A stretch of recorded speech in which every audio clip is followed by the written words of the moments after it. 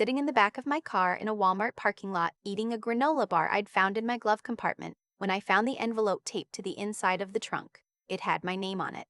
My full name, written in handwriting I haven't seen in 11 years. 6 months before that night, I had a life. Not a perfect one, nobody's is, but mine.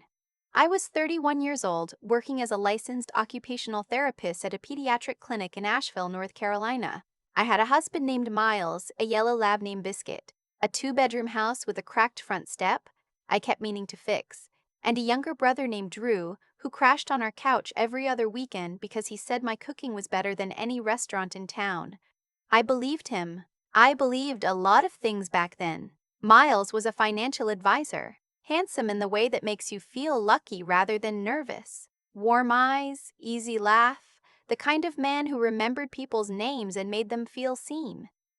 We'd been married 4 years. I thought we were happy. I thought a lot of things. Drew had started at Miles's firm the previous spring. Miles had put in a good word, vouched for him, helped him get his license. I thought it was the greatest gift. My husband and my little brother building something together. I used to joke that I had 2 best friends under one roof. I wasn't laughing when I found the texts. It was a Sunday in March. Miles had left his phone on the kitchen counter while he was in the shower. It buzzed twice, and I glanced over out of habit. I wasn't snooping. I want to be clear about that.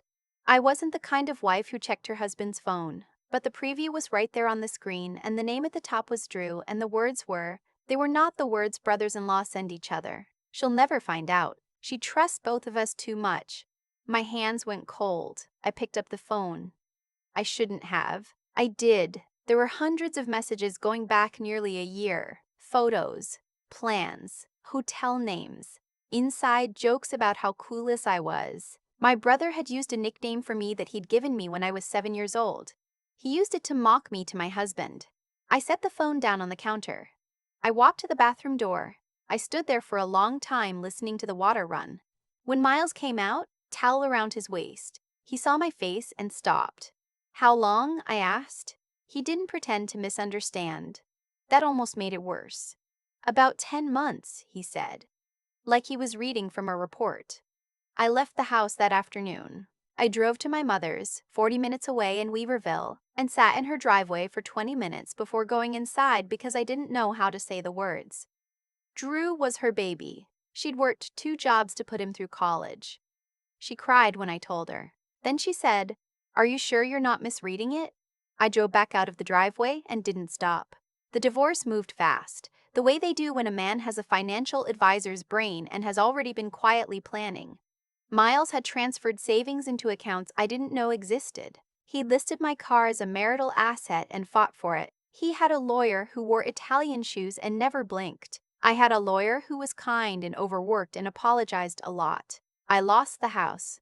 I lost Biscuit. Miles claimed him, said I traveled too much for work, and the judge agreed. I kept my clothes, my therapy license, and $3,200 in a checking account that felt like a joke. Then I lost the job. My supervisor called me into her office on a Tuesday and said there had been a complaint.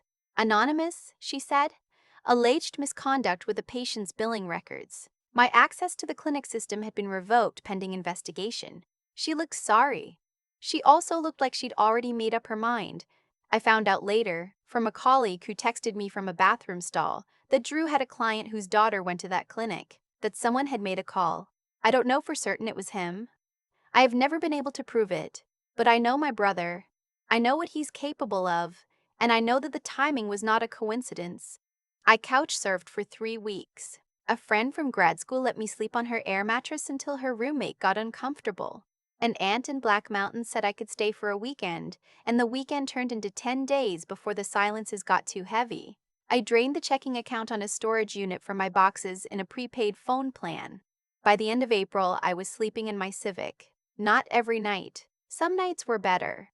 A women's shelter had a bed, or a coworker from the clinic quietly handed me a motel voucher without making eye contact.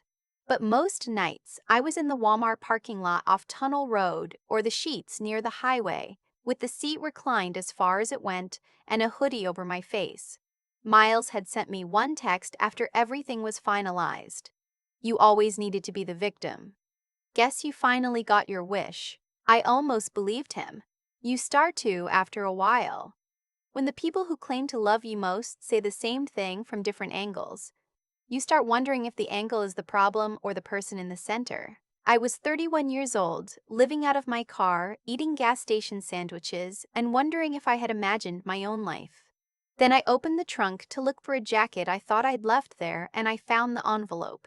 It was taped to the underside of the trunk lid, near the hinge. Old tape, yellowed at the edges like it had been there a long time. The envelope was thick, sealed, and slightly warped from humidity. My name was written across the front in blue ballpoint pen. Hallie Marie Voss. My grandmother's handwriting. Grandma Voss had been gone for 11 years. She died in her sleep at 78, in the house she'd owned in Spruce Pine since before my mother was born. I hadn't been back to that house since her funeral. Nobody had. It had been sitting empty. We always said someone would deal with it eventually, and eventually never came. I sat down right there on the asphalt and opened it. The letter inside was 2 pages, handwritten on her pale blue stationery, the kind she used for everything: birthday cards, grocery lists, letters to her congressman. It was dated 3 months before she died.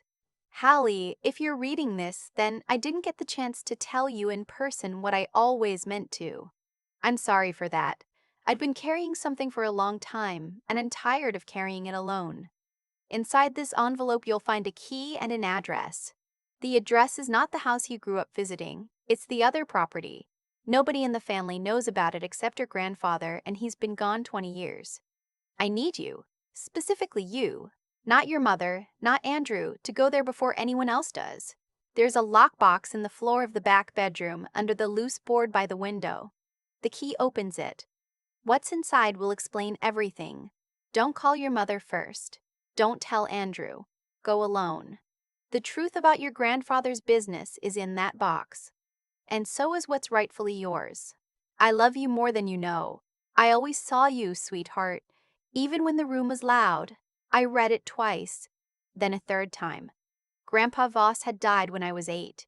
He'd owned a small trucking company, Voss Regional Freight, that had operated out of western North Carolina for decades. When he died, the company dissolved, the assets were sold, and my grandmother had lived quietly on what remained. That was the story. That was always the story. I didn't know there was another property. The key was small and brass, the kind that opens an interior lock rather than a deadbolt. The address written on the separate slip of paper was in Yancey County, about an hour north of Asheville. I sat in the Walmart parking lot until midnight, turning the key over in my hand. My first thought was that it was grief making me want this to be something. My second thought was, my grandmother wrote my full name, taped this inside a car she'd never been in, and told me to go alone. That wasn't grief. That was preparation. I drove north the next morning before sunrise. The address led me up a gravel road off a state route I'd never taken, through a tunnel of bare oak trees that pressed in close on both sides. The GPS lost signal halfway up, and I navigated by the handwritten directions my grandmother had included. Left at the collapsed fence post, straight past the pond, stop when you see the sycamore with the split trunk. The cabin was smaller than I expected. Single-story, wood-sided, with the metal roof gone rust-orange at the seams. Solar panels on the south face, newer than the rest of the structure. A generator under a corrugated cover on the east side. Humming faintly. I learned later it was on a timer, cycling through every few days to keep the systems from seizing.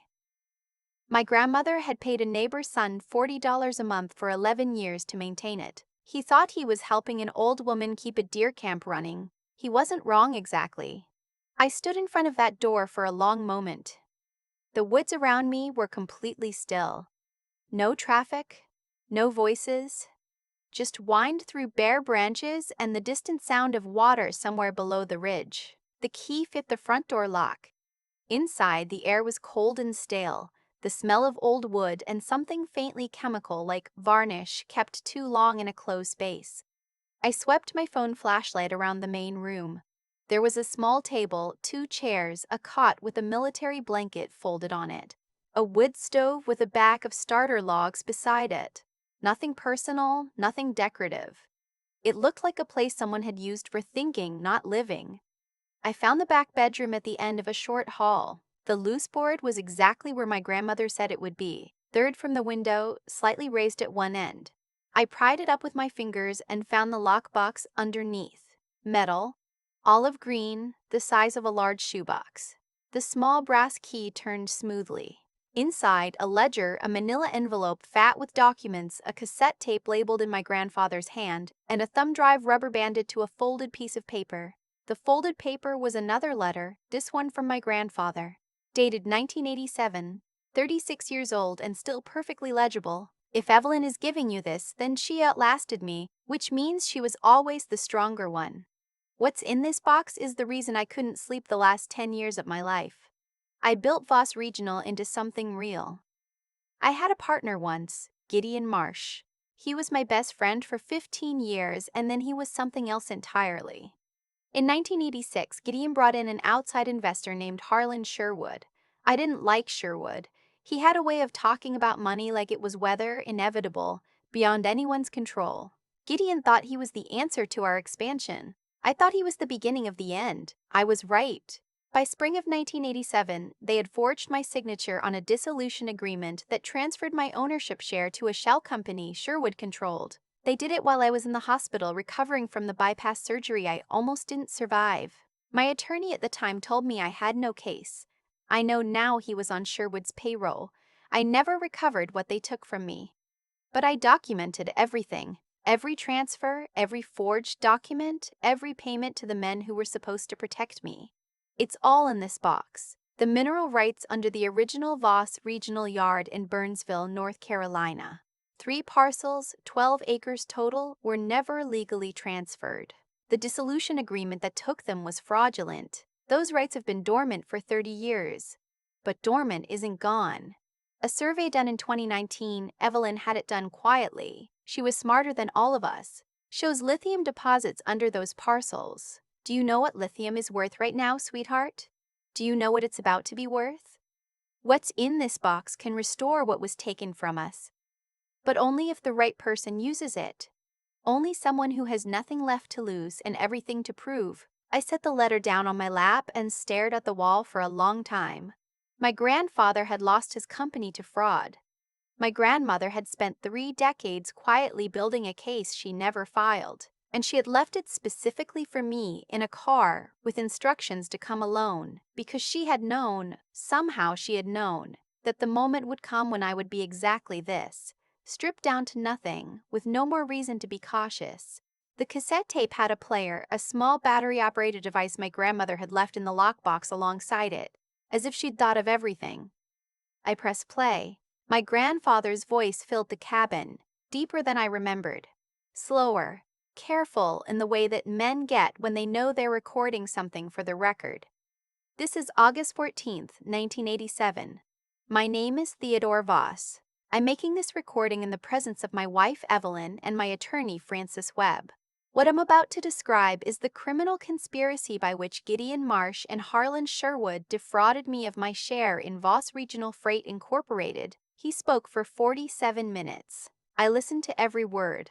The thumb drive contained scanned copies of everything, the original partnership documents, the forged signature pages, bank records showing the transfers, correspondence between Marsh and Sherwood that should never have been put in writing but was, because powerful men get careless. There were also 3 decades of follow-up documents my grandmother had accumulated, a private investigator's report from 2001, the 2019 mineral survey, and a letter from a Raleigh attorney confirming that the fraudulent transfer could still be legally challenged under North Carolina property law. The estimated value of the lithium rights, as of the 2019 survey, between $40 and $60 million.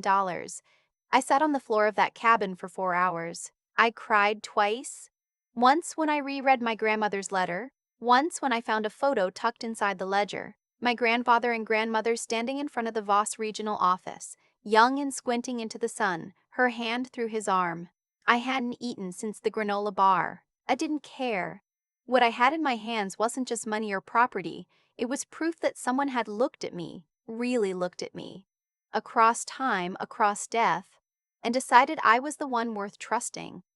My grandmother had watched me grow up. She had watched my mother defer to Drew, watched my father leave, watched me become the quiet one, the steady one, the one who kept showing up.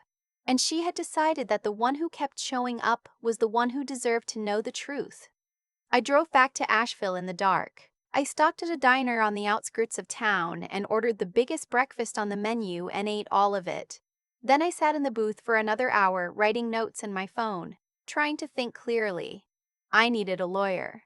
Not the kind I'd had for my divorce. A good one. The kind that costs money I didn't have yet. I thought about calling my mother, then remembered my grandmother's instruction. Don't call your mother first. Don't tell Andrew. She'd been specific for a reason.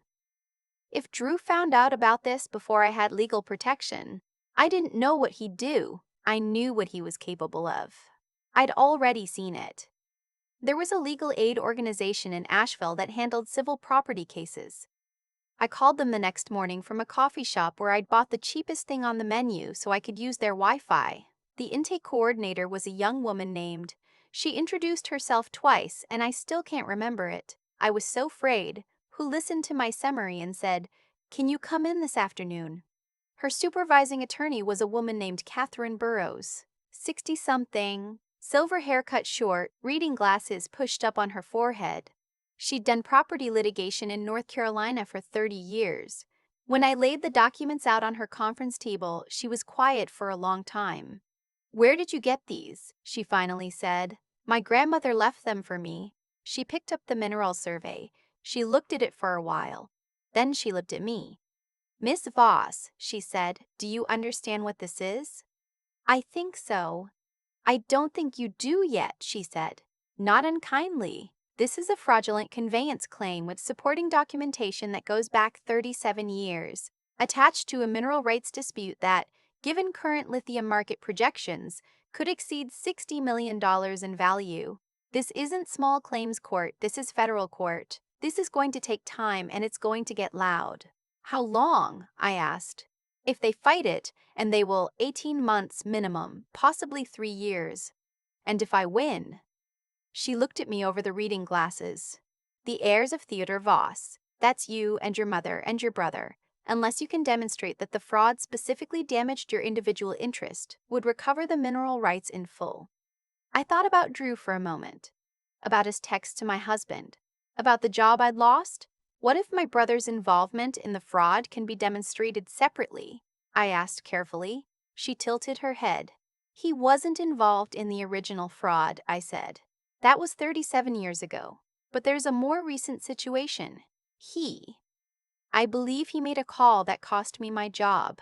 I can't prove it yet, but I'm going to try." She was quiet for a moment. "Then you should also speak to an employment attorney," she said. "Separately. Don't mix the cases. Keep everything clean." I nodded. "One more thing," she said. "I want to be clear about the legal aid component here. We can help you initiate the property claim, but if this goes to federal court at the scale I think it will, you're going to need private representation. We can help you find someone. There are attorneys who take cases like this on contingency, meaning they get paid when I win. Meaning they believe in the case enough to wait," she said. "That's actually a good sign, Ms. Voss. It means the case is credible." I walked out of that office into the October afternoon feeling, for the first time in months, like my feet were on the ground. Not stable. Not safe. But solid. Like I had traction. The next 14 months were the hardest of my life, and also the most focused I have ever been. Catherine Burrows connected me with a private attorney in Charlotte named David O.C., early 40s, relentless, the kind of lawyer who responds to emails at 11 p.m. and doesn't apologize for it. He took the case on contingency after 2 hours reviewing the documents.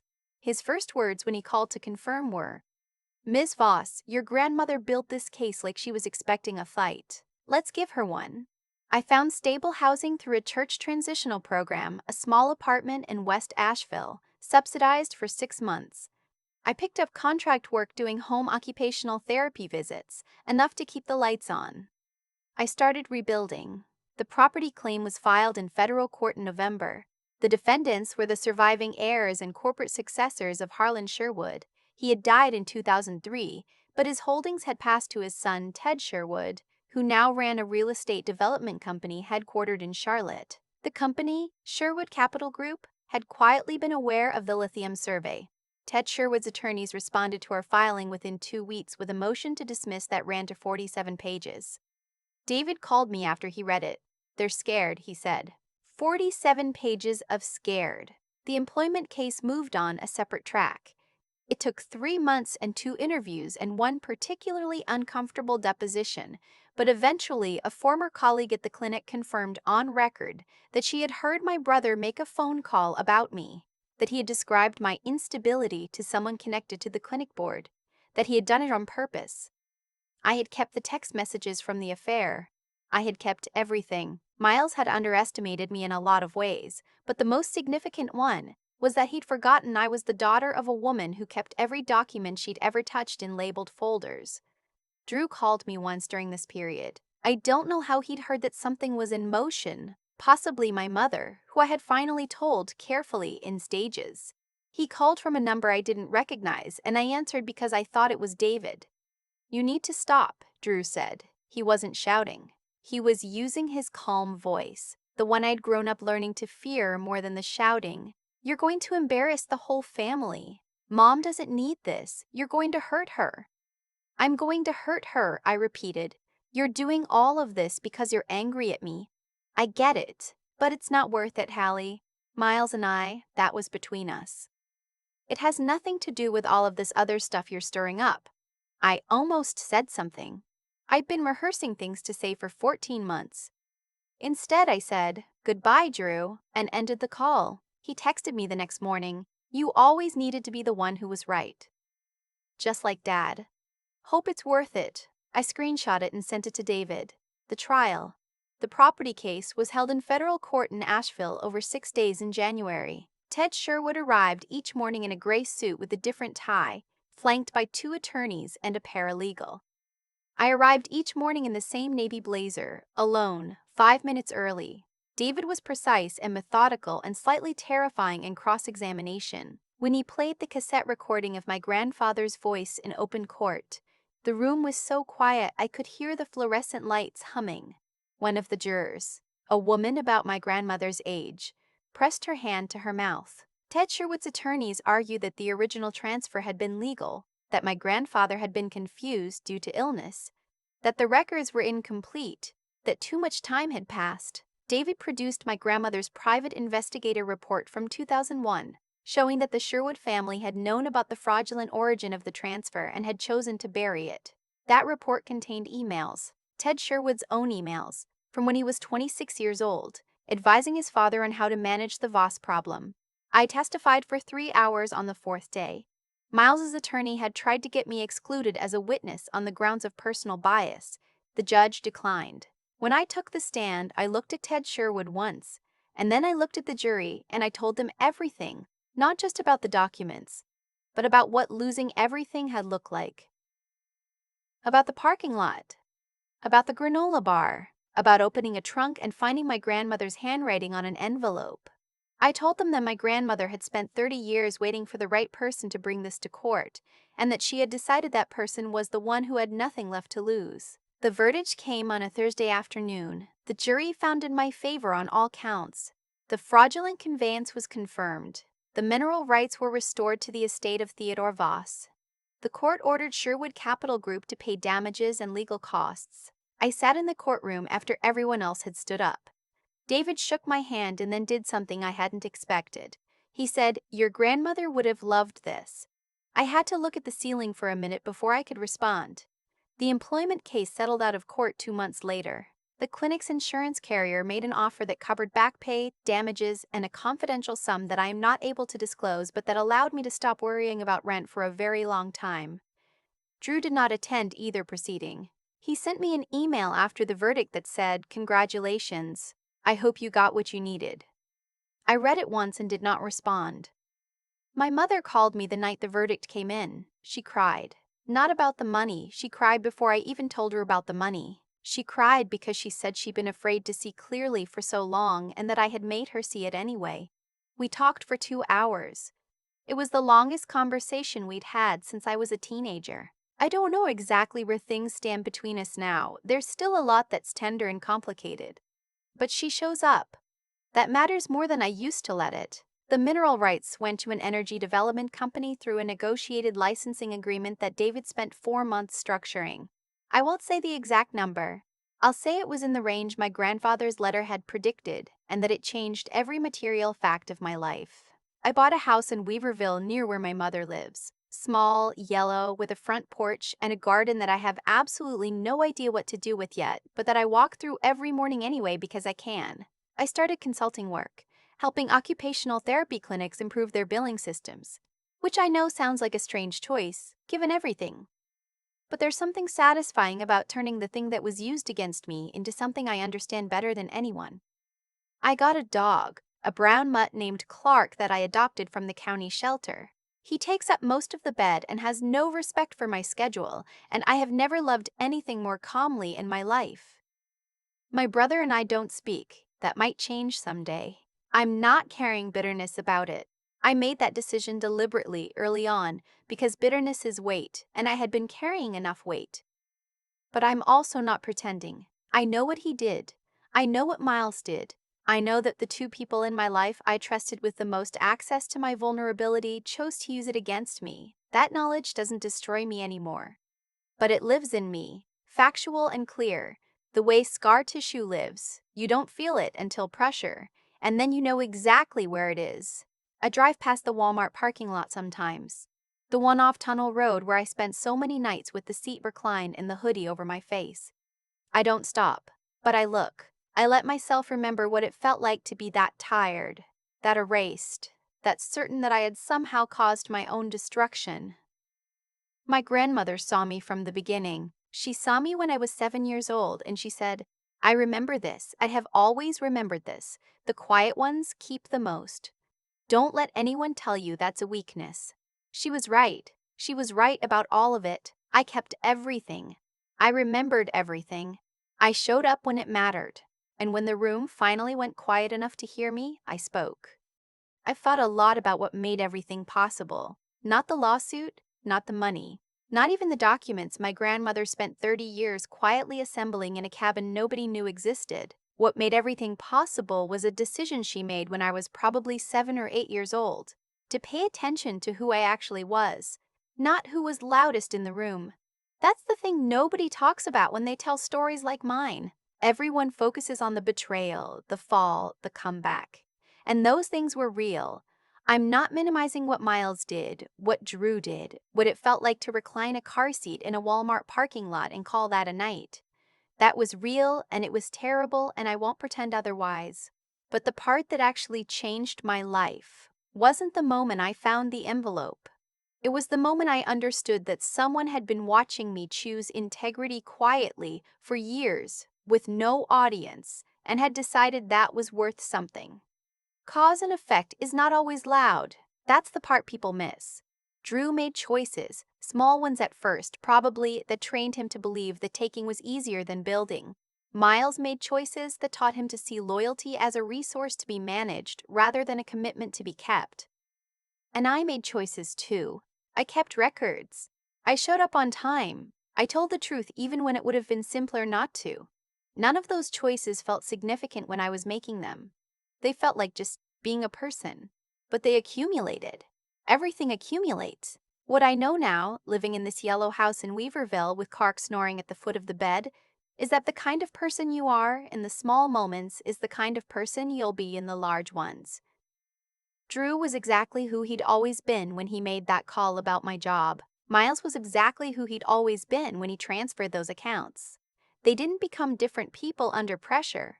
They revealed the people they'd already chosen to be. And I was who I'd always been when I sat on that cabin floor for 4 hours reading my grandfather's words and decided, without any certainty of outcome, to fight. Integrity doesn't protect you from being hurt. I want to be clear about that, because I think people sometimes want the lesson to be that if you're good enough, bad things won't happen to you. That's not true. I was good. Bad things happened.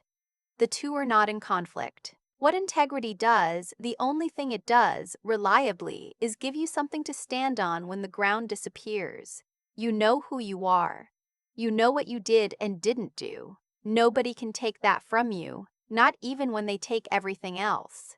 The intelligence part, the part about paying attention, keeping records, understanding the documents, learning the legal system fast enough to navigate it, that wasn't something I was born with, that was something I built. Slowly, because I had chosen throughout my life to stay curious rather than comfortable. My grandmother built it too. She didn't have a law degree. She had a private investigator and a filing system and 30 years of patience. Intelligence, in the way I mean it, isn't about being the smartest person. It's about refusing to be uninformed about the things that matter. And the resilience, showing up to Catherine Burroughs' office with nothing but a lockbox of documents and a clear account of what had happened to me. That came from having been through smaller, hard things and survived them. Resilience isn't stored in you from birth. It's built from evidence. Every time you got through something difficult and noticed that you got through it, you added a brick. I had enough bricks, barely, to build something to stand on. I don't know what my grandmother would say if she could see the yellow house. The garden I still don't know what to do with. Clark taking up 3/4 of the bed. I think she'd probably tell me the garden needs mulching. But I think she'd also know, without me having to say it, that I finally understand what she saw in me all those years ago. She saw someone who would keep going. She was right.